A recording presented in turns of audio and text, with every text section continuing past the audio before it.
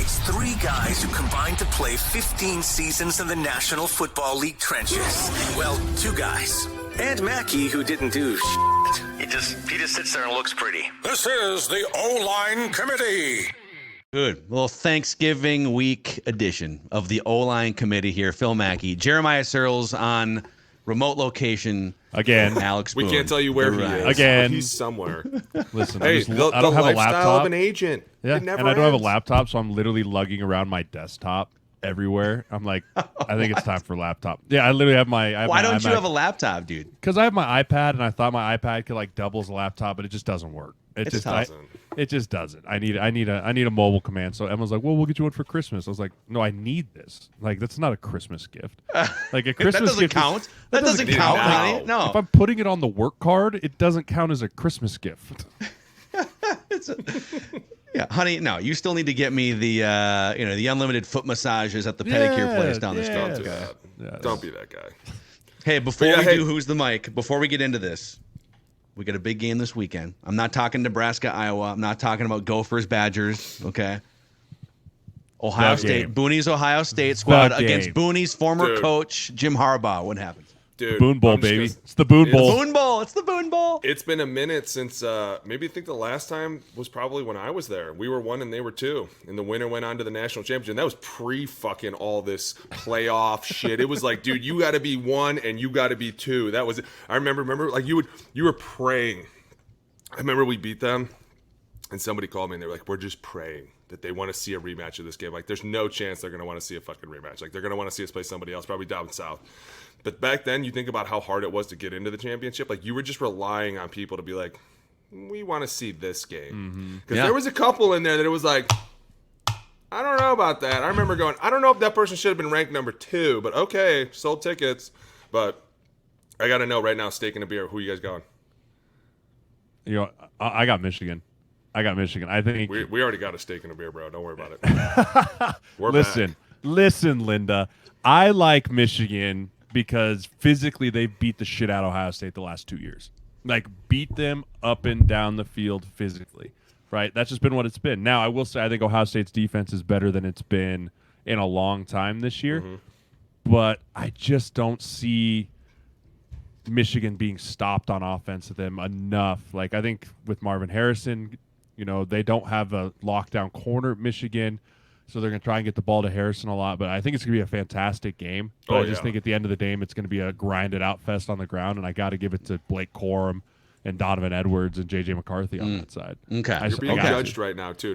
I know. Don't forget. That's fine. That's fine. I'm going to enjoy that nice porterhouse from Manny. It's going to be great. We have like 73 steak and a beer bets lined up right now. Okay. Yeah, we need to start taking. We need a whiteboard, Mackey. We need a whiteboard Mackey. behind you. I know. That's just a steak and a beer whiteboard. Put them up. Go back, listen to all the episodes. Doop. All right. Hey, I hinted at Mackey, this. Don't get out of it. Who you betting? I know. No, I hinted at this when you were on Purple Daily yesterday, Booney. I also have Michigan winning this game. Game on. And all the stuff that Jeremiah just said, he just broke down like the X's and O's and all that stuff sounds great. I'm picking Michigan because Jim Harbaugh went to the podium yesterday and quoted Ted Lasso for how he has kept this football team together with all the outside noise. You got a coach up there just slinging Ted Lasso quotes leading up to this game against Ohio State. Dude, I'm telling you right now. Who's got it better than us at Michigan? Who's got it better than us? This week I don't stand for that Harbaugh nonsense. Like, he can really just take a long walk off a short bridge, okay? Because he's rooting for the other team. Why don't you text him that? See I what happens. stand not with him. Text him or right now. against. Do I'll it. text him. What do you want Do me it. to say? Don't be a coward. Don't be a coward. What do you want me to say? I stand with you. You're going down this week. Hey, how about if I say chocolate shake? Chocolate shake cheater. bet? You cheater. Hey, cheater, you're dead. Yeah, no. Why don't you fire another assistant coach as a scapegoat? Right? Jim, all caps. I knew it was you. No, you just got to send him the what's that movie where like he opens the door, kicks him in the nuts, and goes, "You know why?" Right? Like you just send him that, be like, "You know why you're gonna lose, cheater." But I like Michigan, dude. I think Michigan wins the whole thing this year. I really do. I think they go all the way and win the Natty this year. It's the year for them, man. I like it. Boone's head's about to explode. Okay. Who do you think wins it all? You're Ohio an State? idiot. You think Ohio State wins it all? Yeah, with that they have a better quarterback, chance than this. no wait. chance. I can't wait till Iowa makes it into into the Big Ten championship game and holds one of these teams, beats one of these teams. That's 12-9. another thing. You've just added another game that means absolute, because the two top teams from that conference are already playing, and then the following week it's like the winner has to play Iowa. Trap game, dude. Iowa. That's a trap game. Trap game, man. Their defense is legit. That's what's sad. If you're planning trap games at the beginning of the year for the best team in the country, you've really fucked up. Like, you've just made it terrible. I'm sorry. I don't care it's what the last you say. year. It's the last year of the Big Ten East, Big Ten West. Like Thank next year, it God. just goes to the Big The whole the country, Big 18. because now the right? USC. Yeah, the Big 18. Yeah, we just let everybody in. Hey, you know what I love even more? You want to talk about a low key like new mic? How about, what is it? Oregon State and Washington are going to remain in the Pac-12 alone, dude. And do Oh, what? they're just gonna play each Yes. other Dude. 9 times. Why? Because they're probably making money off Pac-12 apparel, and they're like, wait a minute. And the TV stuff. Yeah. You eight teams want to leave the $1 billion we're making? Okay, cool. Well, we'll split it. Yeah. You guys Do they are get stupid. to split is the current TV deal still in place? They just get to Probably, split it 50-50? yeah. They're not idiots. They're like, wait a minute, more money for I us? kind of feel bad for the Pac-12, honestly. Oh, I Like, do, low-key. This is like the best year that they've had as a collective group Seriously, yes. in a decade, Yeah. 2 decades, right? Like, as collectively top to bottom, like, man, there's some good football being played in the Pac. Blow it up. You know what? Yeah. Right, Go like- to the Big Ten. You to the Big 10, you to the Big 12. Colorado, you're out. No one wants You're out. you. Nobody wants Right, you like- anymore.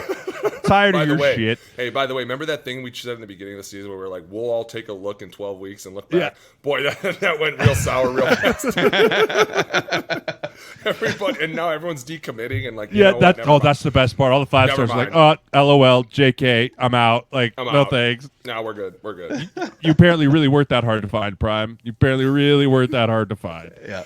Okay, That- who's the mic? Who's the mic? I want to start you guys off because something's fresh on my mind me, from Mike. last night. Hit me. We'll go around the room. Who's the mic where we identify the biggest things on our mind in the football world here? So my mic this week, Chiefs wide receivers. Oh. Beat me Last to it. night, and I'm sure a lot of people were watching this last night, Monday Night Football. It's pretty rare that you look at a game 3 months into the season on the schedule and it lives up to the hype from when the schedule came out. And that game was a blast. Yes. So the Eagles come back in the second half, and the Chiefs and Patrick Mahomes, we've seen it a million times. He's got the football. All right, regardless of what just happened, 1 touchdown drive. Let's go. Let's do this, boys. Just one And catch. Just need one. They matriculate their way to the 50-yard line. There's your word. Midfield. There's your word. Matriculate. Here we go. Blue 42. Here we go. Patrick Mahomes drops back, and Valdez-Scantling has 5 yards on the defensive back. Wide Not open. even Let's really just say laying he's out. wide It was open. like in stride, dude. Wide open, bounces off his hands. Absolute dot. That wasn't even the worst one. How about the Because next one about on fourth 3 down? minutes later, it's 4th and 25. It and went through Patrick his Mahomes hands. throws a laser 28 yards down the field to Justin Watson right through his hands. Hey, the best was Troy Aikman goes, Can we see that again? Did he just drop that? And he goes, yeah, he did. He just dropped it. Dude, I'm not kidding you. Insane. Pat got to his back foot and threw a Yeah. dart. Was like, dude, come hell or high water, this ball is coming to you. And the guy literally How about Mahomes Hey. at the podium? He's That's- like, did you hear him? He was No. like, he was like, was I great. guess he goes, I guess I could have put that ball like a little bit so we didn't have to reach out for it. Like I could have Leadership. put it a little bit Yes. closer. Like Hey. just standing up there, just arrows in the It's chest. like when- right? it's like when even though Andrew Luck- everyone's sitting there going, Yeah. okay, Pat, yeah, maybe next time you just throw it even like really a lot better than the perfect throw that you gave. It's great, man. It's like when Andrew Luck used to have ribs coming out of his jersey after the game. He's like, I just got to get that ball out. I gotta real see quick." my first read faster. I gotta get rid of the hot. Hold on, I'm puking blood. Hold on. I'm fine. Hey, Leadership. We used to watch his film and be like, low key, how does this dude survive? Like, and he would get up there and be like, well, I just gotta get there faster. Well- It's me. And you'd be like, Before stop saying that. before we get on that, you want to hear a crazier stat? Joe Yes. Burrow has been sacked more times in the first however many games of his career than Andrew Luck has been. Wow. That- And Joe went Burrow to a has been freaking sacked. Super Bowl Yep. with one of those. Joe Burrow has been sacked more times than Andrew Luck was at the beginning of his career, which forced Luck into early retirement. And it wasn't like a major injury that forced Luck into retirement, right? No. It was a conglomeration of a rib, a shoulder, a wrist, a calf, right? Like they start to add up when these dudes take these beatings like this. And I saw that stat and I was like, man, that's tough. And Joey B being out for the year now, the Bengals might as well just rinse and flush this year and start over next year. Like, it's just a tough time to be in Cincinnati. You low-key hit my new mic. That was going to be Cincinnati. Before you hit your new mic, because I want to give you one more thing on the Chiefs receivers. I want to play a game with you guys. I know you guys think stats are stupid, okay? Stats are stupid, but I'm going to give you a stupid stat. Guess how many Chiefs receivers have dropped a pass this season? I know they have the most in the NFL. I know they have 24 drops on the year, which is the most in the NFL. If I said I'm gonna guess 8. I'm gonna guess 7. I was gonna say 7 receivers have drops. Dude. And Boone, you say 8. 8 over 10. Yeah, I agree. Dude, they're not doing him any different favors. dudes have dropped a pass. I'm telling you right now, his O-line and his wide receivers are not doing him any favors. They He's are still literally first in the AFC. They're making him play against his own team. Like he's like, listen, I'll throw you a dot. You just got to catch it. And they're like, no, I won't even do that. And he's like, okay, fine. I'll throw another dot. Another guy catch it. No, I don't want to be the guy. It's like, guys, we're trying to help you. We can't just throw it to Kelsey all day because people are eventually going to figure that out. And at the same time, their whole clutch thing is just not showing up right now. Like last night, I expected him when he got that ball back with 2 minutes. I was like, it's over. Yeah, 100%. Kelsey dropped one too. Kelsey dropped one toward the end. And then came back and caught 2 in a row. Caught 2 or 3 in a row, yeah. I mean, dude, he's like the guy. You know what I'm saying? Like, he's all they have, him and Pachenko. And it's like, dude, when you talk about everybody else letting you down. What is it? Pacheco? Pacheco. He's tomato, incredible. tomato. I love watching him run. I mean, the guy, he's just everywhere. But at He's the going same to be out time, of the league in 4 years. yeah, so you kind of hit, that was going to be one of my new mics. But my real mic this week's got to be Geno Smith. I mean, dude, I don't know if you've ever heard about a quarterback leaving a game and then coming back in because the backup was so bad. And by the way, did you see Drew Lock's stats? It was like 2 for 6 for an interception and 3 yards. Like literally, Geno was on the sideline like, hey, do we have any Toradol left? Just put it straight into the elbow. Go ahead. Dude, he had like an ice pack. Like I don't know if it was a heat pack or an ice pack, but like his arm was wrapped at one point. I know. And I was like, oh, shoot, he's done. Right? Like you don't wrap anything unless you're done. And then all of a sudden you see him on the sideline trying to throw the ball again. And you're like, no way this dude's coming back in. Geno. Like, and what sucks, and what really sucks to add on to your mic is it's going to make the Thursday night game this week terrible. Yeah. Right? Like, that was going to be a Niners. great game between full-strength Seattle, full-strength San Fran. Like, that's a clash of a classic battle of the NFC. Right? And now it's just like, oh, well, Drew Lock is playing. I guess hammer the over. No. Geno's playing. Brody. We'll see, dude. Brody. Those He already elbows, came out. those elbows, like, the day of, they're like, okay, we'll be all right. It's always like day 2, like today, right? Tuesday. All that Toradol that's in his system has slowly worn off. And now he's like, oh, God, I got to play Chase Young, Nick Bosa, Eric Armstead, Fred Warner in about 3 days. Dude, this is a classic matchup, too. I know. Dude, we used to have so much fun. Oh, my God. I know. Got to do it. But that sucks. Dude, it sucks for Geno. I hope he's okay. I hope it's nothing serious. And Yeah. Great dude. Also, Drew Lock. Yeah. There's still, if he can heal up in the next month, if you look right now, so the Vikings are the 7 seed, the Seahawks are right above. Everyone else below them on the outside looking in is like 4 and 6 or Terrible. worse. So the Seahawks can lose this game. They're probably still a playoff team even if they lose. No. We're not talking about losing. No one wants to lose. Well, we're not picking the game because we don't know who the quarterback's going to be. Yeah, we can't pick that game. We can't pick that game. We're not picking the quarterbacks. No. Jay, who's your mic? Give us your mic. I got a mic for you. I got my Mackey. Roll the tape. Mackie, here we go. We have production Mackie, for this. Roll the tape, Mackey. I got a mic for you. Roll the tape. I think there's a lot of mediocrity in today's NFL. I don't see the excellence that I saw in the past. Why not? And why not? I think the coaching isn't as good as it was. I don't think the development of young players is as good as it was. The rules have allowed a lot of bad habits to get into the actual performance of the game. Mm-hmm. So I just think the product, in my opinion, is less than what it's been. I think I look at a lot of players like Ray Lewis and Rodney Harrison and Ronnie Lott and guys that impacted the game in a certain way. And every hit they would have made would have been a penalty. You hear coaches complaining about their own player being tackled and not necessarily, why don't they talk to their player about how to protect himself? We used to work on the fundamentals of those things all the time. Now they're trying to be regulated all the time. Offensive players need to protect themselves. It's not up to the defensive player to protect the offensive player. A defensive player needs to protect himself. I didn't throw the ball to certain areas because I was afraid players were going to get knocked out. That's the reality. Wow. I didn't throw it to the middle when I played Ray Lewis because you knock him out of the game, and I couldn't afford to lose a good player. That is my mic, because that's something that Boone and I have talked about for a long time. It's something you talk about, and I'm going to break this down into a couple places. The first is the first part of that video where he talks about the development of young players. That's the biggest thing when he talks about that. And that goes all the way back for me into college football too. You know, you start talking about why are young players struggling to make immediate impacts in the NFL, right? You're always going to have your elites that are doing it, right? The first rounders are always going to come in because they're NFL ready. But what are the fifth, sixth, fourth rounders? Like, when are those guys starting to show up? It's really not, you're not seeing a big impact from those type of players. And a lot of it is because of the development that has been taken out of the NFL. And it comes back to the lack of practices, the lack of OTAs, the lack of padded practices, like all those things that are for player safety, and I understand it, is hurting the actual integrity of the game. The actual integrity and the actual product that is being put out on the football field week in and week out is lacking compared to what it was, just because of the lack of preparation of the handcuffs that have been put on to the NFL, right? And that even goes back to, you look at what college football is doing now with the NIL, the transfer portal.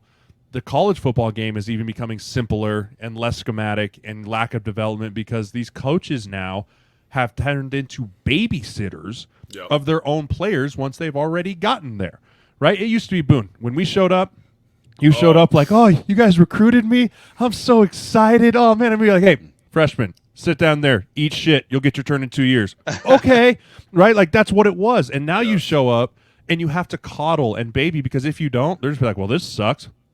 Transfer portal, right? Like, there's no learning how to grind and learning how to go through some of the hardships and the adversity and hitting that. So then you add that to when guys get to college or get to the NFL, and there's even some more of that sprinkled in there. It's just turning into a lack of production on the field. And Tom Brady's spot on here on this first part. And then on the second part about making football violent again, I mean, it's kind of weird coming out of his mouth because he was the king of it at the end of his career. He's like the huge reason why they changed him. Right, and that's the part for him is like, hey, remember the tuck rule, pal? Like, remember that? That was definitely you. Diving like, at knees. Hey, yeah, that was you too. But hey, that was a good rule that they admitted. But I agree with you. Go ahead, Jay. I would say, just to finish it off, like, to talk about players understanding how to protect themselves, I think that it's not as much the players, it's the league, because how many times have we heard guys like Rob Gronkowski or guys like, I can't remember who the receiver was, that was like, listen, I'd rather you hit me in the head and hit me in the chest than take out my knees. It was Fitz, right? Then take out my ACL and potentially end my career.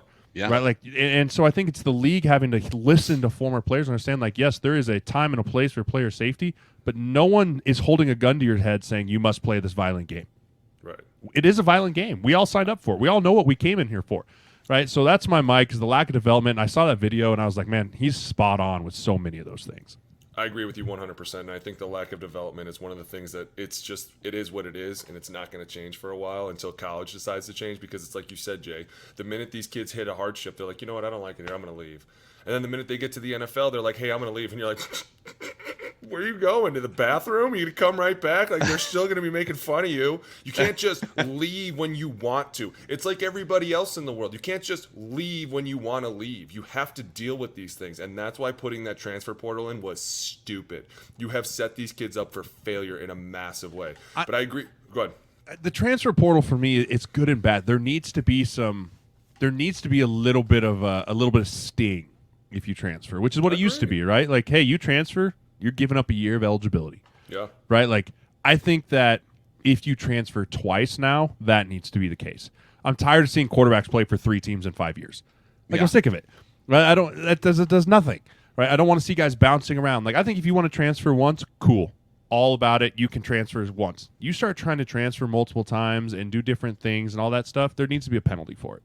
I agree. And to the violence of football thing, I think that it's not shocking to hear someone say that. I've been saying this to Mackey for a while, that I think that it looks like it's just lame football now. right? Like, and now you see these guys are starting to hit each other at certain times, and they're getting in so much trouble. Defensive ends can barely take down a quarterback without getting a flag, and you're like, dude, at what point are you going to let him play football? Because, Jay, you and I both know the minute you have to go out there and think like, oh, I can't do this, it slows you down.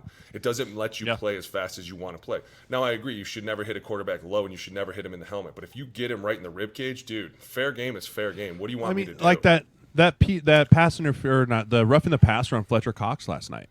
Right, like he didn't take him to the ground. He didn't lead with his head. He bench pressed Patrick Mahomes because he's much stronger, bigger, and physical because he's a D lineman, and pushed him down. And Mahomes is like, "Oh, what happened?"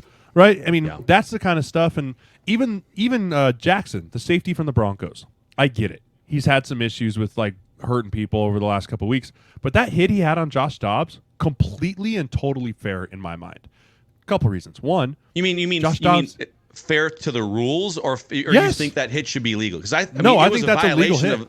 But it was he got fined. He got suspended 4 more games. 4 games. He got suspended 4 more games because of that hit. It wasn't called a flag, but again, he's a repeat offender, and they suspended him 4 games. And people are like, "Well, look, he hit the quarterback." He was a running back in that play. Right. He was also Mackey, Hawk took the pitch and took it and gave it to him, and he's running. It's 3rd and 1. What are you supposed to do? Not light him up and let him get the first down? But you can't. The rules, here's what I'm saying. The rule is you can't lead with the crown of your helmet. That is a rule. He hit him with his left shoulder. No, I mean the crown of his helmet was. He led with his helmet, but here's where it gets sketchy, and this is where me and Jay are saying: the minute that Hawk pitched him the ball, you are not a quarterback anymore. You become a running back. You become every other person on this field. I said it on Purple Daily. The minute you leave that pocket, you are not better than anybody on that field, and you better get ready to get tattooed. Our quarterbacks were not afraid to be like, hey, guys, I'm going to stay in here a little bit longer, okay? Just don't let me leave here. You'd be like, you got it, dude. Don't leave, okay? Because you're not outbeating any of those dudes across the field from you. But at the same time, the minute they do, people are just up in arms. Like, oh, my God. It's like, what do you want the safety to do? Let him get the first down, and then all of a sudden he gets pulled from the game, and then he gets cut? You can't sit there and tell people to slow down. I hate when people are like, it's not right. Shut up. But the thing is, like, but here, how fast you have to go. But from the league's perspective, this is, and you guys can disagree and light this up if you want to. The league is viewing this as this is a TV show. Their biggest revenue pie is the billions of dollars they bring in from ESPN, from Fox, from CBS, NBC. And the star of that TV show, there's about 20 of them, 10 to 20 of them, and Patrick Mahomes is the Tom Hanks. Those are the movie stars of the movie. You say, okay, listen, we're gonna try and put together $1 billion blockbuster hit, but we have no access to the top 20 actors anymore. It becomes a lot harder. So the NFL would rather take a safety out for 5 weeks, Kareem Jackson, who's a good player but like not a household name, than this marketable Pastronaut character that's like literally become one of the stars of their TV shows. But they're trying to protect the biggest stars of their TV show. We know what they're doing, and that's what we still don't agree with it. And that's what Tom's saying too. Tom's saying the same thing. Like the product has gone to shit, right? Like the polished product. Like you have the freak shows making the freak shows, and the dynamic offenses that are passing now.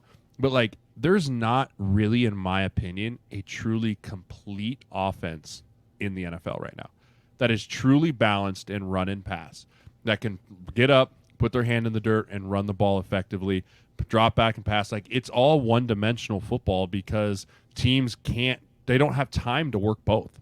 Right? You kind of have to pick one. Right? Like, hey, we're a physical running football team, so we're going to drill the shit out of it in the limited amount of time that we have. Or, hey, we got a quarterback that we're paying $200 million. We're going to run it. Hey, O-line, go over there and do one-on-ones and figure out how to just protect this guy. Like, there's not enough time in the day with the rules that have been put in place to actually be a true, polished, top-to-bottom complementary offense anymore. Is there also some irony in that part of stripping down practices in the offseason was to just preserve health, and I don't want my guys to be tired and grindy, that by stripping some of that away in the offseason, that you're leaving guys more susceptible to get hurt in the regular season, or is that a myth? 100%. No, I agree with that. That's 100%. If you don't give it everything you got, and then you show up with, so like if you just take off, like right now, there are some teams that from January to August they do nothing. They do walkthroughs, they sit in meetings. You show up in August and your body is like, dude, you want me to get back into a car wreck, and then all of a sudden you're 0 to 100 again. Yeah. Whereas back in the day, and yeah, we complained a lot, but we had the right to complain. Like we were outside for 3.5 hours every day practicing, every single day. fully padded. Like we were like Singletary was like, yo, I don't care. This is what we did in the 80s. We won the Super Bowl. It's probably good for you. And at some point you were like, okay, this is a little extreme, but I see what they're doing. Because the minute you get in the game, those hits don't hurt anymore. You are so used to them. It's one of the things that your body is just so cognizant of it. It's like, dude, it's just like in me. I had an O-line coach in Carolina, John Matsko, old school grinder, and he said it best. And during training camp, we're in Carolina, we're in Spartanburg, South Carolina, hottest place on earth. Can't convince me otherwise, right? It's like middle of camp, and you're just dying. And he's like, men, you're callousing your body. He goes, you're callousing your body. He goes, you think about it like a weightlifter. If he comes in with soft baby hands, he's going to rip them off when he tries to deadlift 600 pounds. But because he's deadlifted 200 pounds and then 300 pounds and 400 pounds over the last course of the week, his hands are rough and calloused. And now he's not worried about the pain in which his hands are going to get inflicted. It's the pain in which he's going to inflict on his own body. And I was like, makes sense. Got it. Right. And so like, that's what you're missing when you're lacking the practice times is you're not callousing your body enough for the physicality that is the NFL. Right. And the league can eat my ass on the player safety thing as long as they keep Thursday night football a thing. Yeah, seriously, don't tell us that. Don't tell me player safety and then go and be like, oh yeah, Thursdays, sure thing. Look, now we get Black Friday football. Let's go. Like, Tuesday. I hate Let's Thursday night go. football. I'm just watching it. Like if I have a client playing, I'm just going, please don't get hurt. Please don't get hurt because I do feel bad now. It's horrible. The body's not ready. The body's not ready to play a football game by Thursday. It just isn't. But anyways, that's my soapbox for just being pissed off today about that crap. So whatever. No, but hey, seriously, this is what I think is great, is that we've been saying this for, a year now? Like, for a year, we've all been looking at this going, this is not what it was when we're like, this is not the only time that former players have come back and been like, this is dog shit. But guess what? Now it's the first time that the number one player ever came back and was like, yo, this is dog shit. Yeah, like Tom Brady, I leave the man. game and this is what it turns to. Guys, I've been gone for 5 minutes and this is how bad it becomes. Tom, get on that Fox. He needs to get. You could see Tim in that Boyle clip starting Stephen A. in Smith. New York. My goodness, Dude. call me, guys. By the way, not to pick on Tim Boyle. Hey, We do a segment on Purple Daily called the Quarterback Cesspool Challenge, where every week we look to pick the worst quarterbacks in the league and aim for low QBRs. And we were going through so one of our guys, I think was it Declan, picked Tim Boyle, and he was going through the guy's stats like, it's wait a so second, bad. he played 3 years at UConn, he had 1 touchdown, 13 picks at UConn, so he transferred to Eastern Kentucky, and he had 11 touchdowns and 13 picks at Eastern Kentucky. How is he an NFL quarterback? I don't understand how he's in the league. He's starting for the New York Jets. I don't understand. Robert Saleh's probably like, what are we doing? Coming up next, it's Tim Boyle against Patrick Mahomes. Here's a guy coming out of Eastern Kentucky. Well, that's like everyone. Like now, everyone's like, "Oh, Tommy DeVito."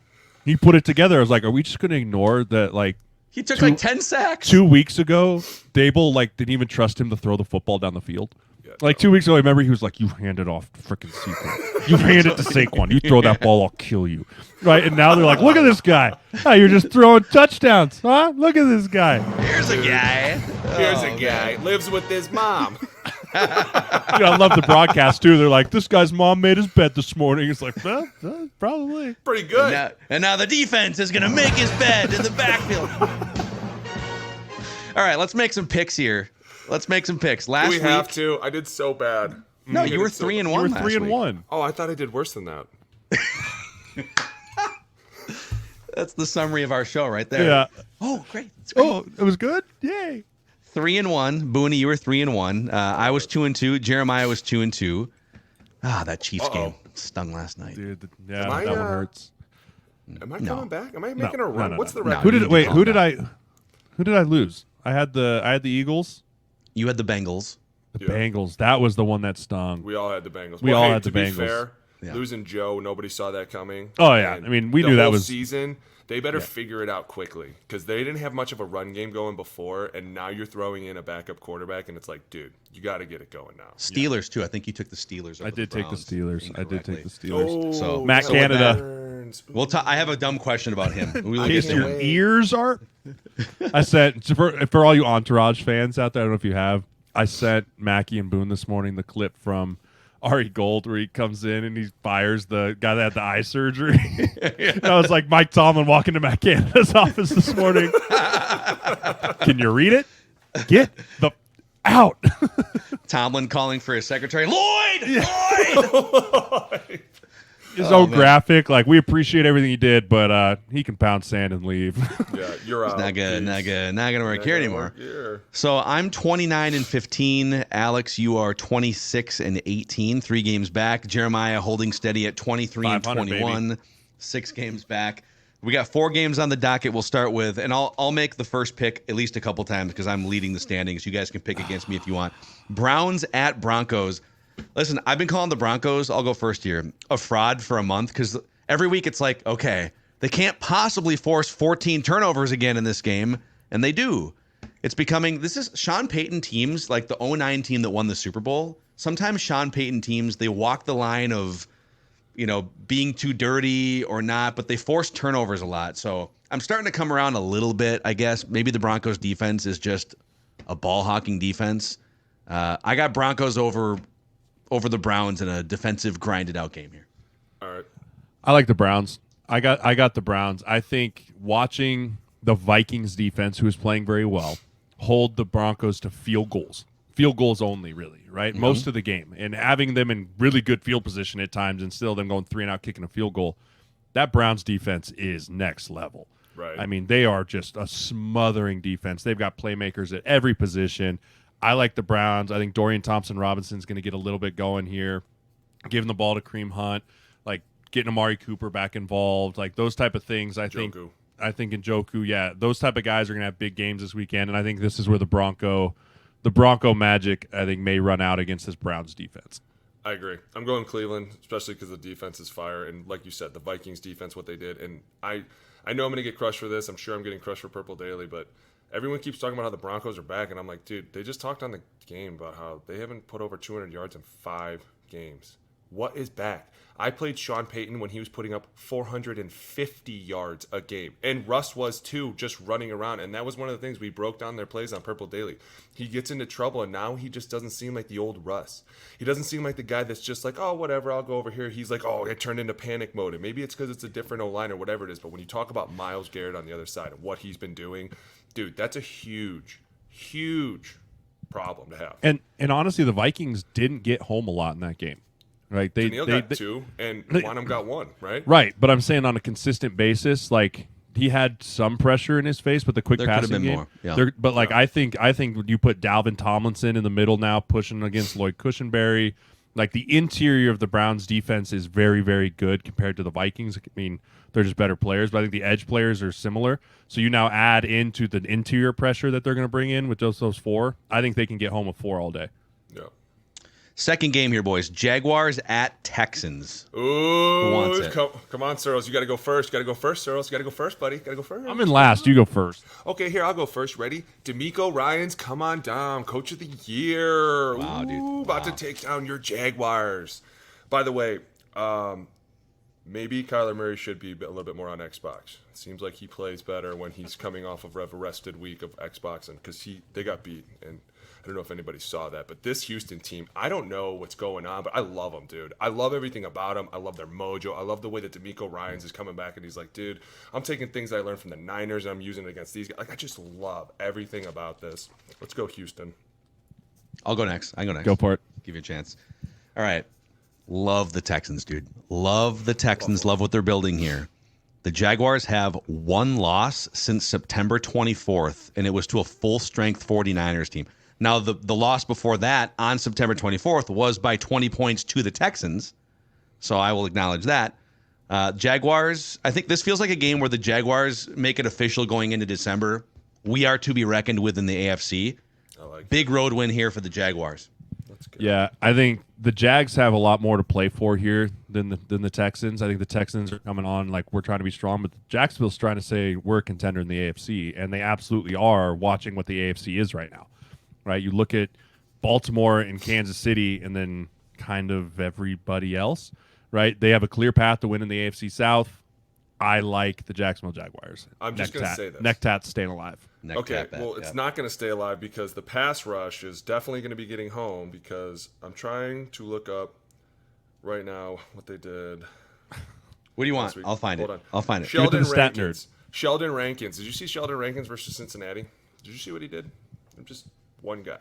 Now we throw in Will Anderson out there. We're just gonna have a ball back here, buddy. You know what? Okay. How about this? If the Jaguars win the Super Bowl, but the Houston wins this week, can I tell you where you put the tattoo? No. Yes.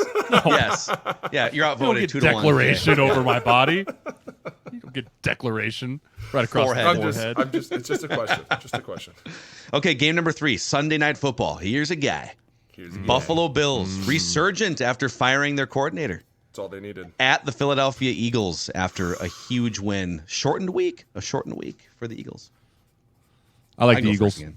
I like the Eagles. I'll okay. take. I like the Eagles. It's in Philly, right? It's in Philly, hostile place to play. Josh Allen and them have been up and down on the road. I like the Eagles again because I think they're going to try and just continue to run the football, grind it out with DeAndre Swift in the backfield there. A.J. Brown's going to get back on track, right? Those two guys were missing it a little bit last night. I think they get back on track against a hurt secondary in Buffalo. They are hurt. Everyone's hurt. No one's back there besides Poyer's the only name that I recognize in that secondary. That's not the team you want to be going against. All right, the Bills. It's funny, man. This goes back years, but especially this year. The Bills either beat the brakes off their opponent by 4 touchdowns or they lose close games. That's pretty much that's their pattern, right? And so when I deduce it to that logic, are they going to beat the brakes off of an opponent in a win or lose a close game? And they're playing at Philadelphia. I think I'll take close loss to Philadelphia. Give me the Eagles here. There you go. Hey, do I need to say anything else? I'm going Eagles. Let's go. EAGL. Yes. I just want to see Sirianni talking a whole bunch of shit to the refs, and I just love when he gets fired up, dude. There's not enough. He's great. Like They that. did play perhaps the worst coverage in the history of defense on that 4th and 25 play, and then they celebrated like it wasn't just a dropped pass. Well, but they did also win the game. Sirianni after Valdez-Scantling drops it, he's on the sideline like incomplete. I love it. Be like, you should be going, thank you, God. Right. Thank you for the gift that you just God. gave me. All right, and now the Belichick Parcells right. Bowl here between two great historic NFL franchises. The Patriots at the Giants in I'll a be at that battle game. for. Oh, look at you! I'm going to that game. Yep, I will be at that game. Give me the Giants. Let's go. Give man. me I'm the gonna go- Giants. Hey, I'm Give me going the Giants, G-men. Like, I can't. If I'm going to be at that game, I'm rooting for a lot. J-Mike's my boy. I think he's playing great. I'm excited. But the Patriots are a mess. And if anything, the Giants can play defense. Right? They showed it last week, getting after Sam Howell. They're wearing it like a badge of honor. Right? They're going, hey, I know our offense is struggling. I know our offense isn't doing what we need to do. We need to win football games. And Mac Jones has turned the ball over a lot this year. Kayvon Thibodeau, Dexter Lawrence are playing at an elite level after losing Leonard Williams. I like the Giants. Yo, G-man all day. Let's go.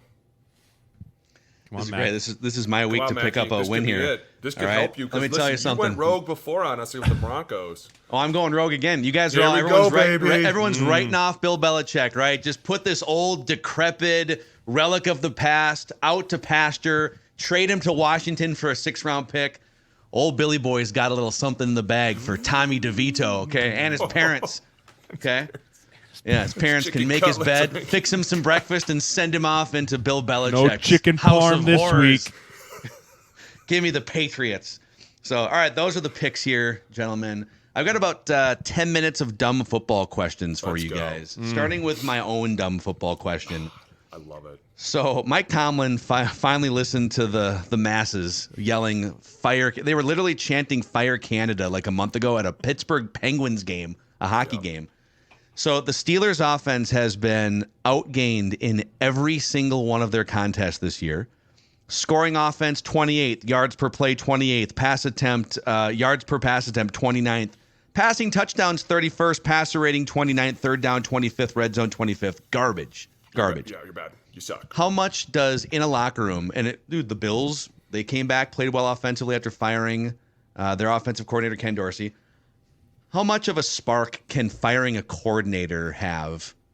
Have you guys, now, Norv Turner didn't get fired or kind of got fired. I know. That I'm was gonna a say weird he deal in didn't. Minnesota. I'm going to did say not Did you guys have I'm going to this say happen? he left. He Okay. did not get fired. He walked out. He was Sure. basically like, I run the offense, not you. Don't you ever meddle in my shit again. And I think that's a good question because when Norv left, it was different. When Norv left, it was a huge kick to the face to everybody because everybody was like, yo, where's Norv? And then Shermer came in and was like, all right, I'm in charge. Let's roll. And everybody was like, burp. Who are you? What are you doing? This is not your meeting to run. Like, this is Norv's. That hurt. But normally, like, when you fire an OC or a DC, it's kind of to the point where everyone's like, we've had it. We've had enough of this. We can't do this anymore. We can't keep beating our head against the wall. Or it's a clear sign to the players that you're next. Yep. We got rid of this guy. Don't think your asses aren't on the chopping block. And that's when everybody starts to come together like, okay, hey, listen, it might have been him. It might have been us. It might have been a lot of everything. But going forward, everything that we do from now, literally Monday, every practice, every rep is going to be watched. Isolated. Hey, was it them or was it him? Did we make the good decision? Are we firing somebody at the end of the year? Who's getting cut? Like, that's when everybody starts to go, okay, no more playing around. No more bullshit, guys. Like, we're here to win games. We're here to focus. Because while it could have been the OC, and I agree that sometimes OCs call stupid plays, it's on us to go out and execute it. Any play can score. A dive could score. A power could score. If you block it properly, every play should score. So when you turn around and look at it, you're like, well, there's really no reason that any play shouldn't work. So maybe it is a lot on us. Maybe he called him at the wrong time. Maybe the third down didn't make any sense. Whatever it is, it's still on us to do it. So it's kind of a spark of like, holy shit, this is real. Somebody got canned above us. We're about to be next. We all better start paying attention. Yeah, I echo everything Alex said because there's no more excuses. There's no one else to fall on the sword besides the players now, right? So as a player, you're going to be like, okay, this is my opportunity to show that I'm either with this team in 2024 or they're going to replace me and move on. And that is the whole thing when you fire a coordinator. You put all the onus on the players because the guy who takes over as coordinator is playing with house money, so he doesn't care. He's going to say, YOLO, throw it deep. Let's see if Kenny Pickett. No, let's see if Kenny Pickett can find Pickens. Let's see if Najee Harris can start figuring his life out.